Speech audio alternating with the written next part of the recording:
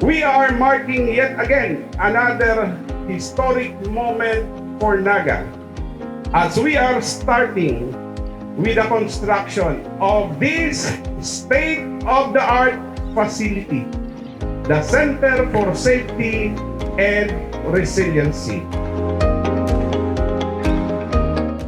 I would like to congratulate our officials who are all involved in this endeavor and sa inyo po gabos mga nagsusuporta kang mga proyekto kang satuyang lokal na gobyerno kang Naga na ang obheto man lang mapamaray ang serbisyo, mapaurog ang asenso, asin na makahiling kita na magayon na futuro para sa satuyang mga kaakihan. Sa mga tugang ko pong mga Nagenyo, ang may tutugdok pong building na ini, simbolo kan satuyang pinagsarong pangiturugan.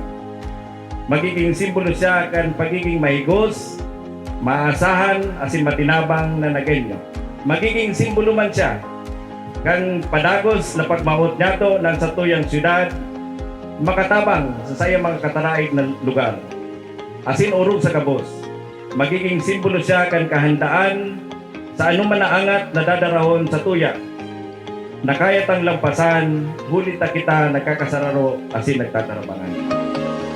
Our CESAR will be serving as our eyes and our ears of our city that will be active 24/7 in securing peace and order and public safety most efficiently and effectively.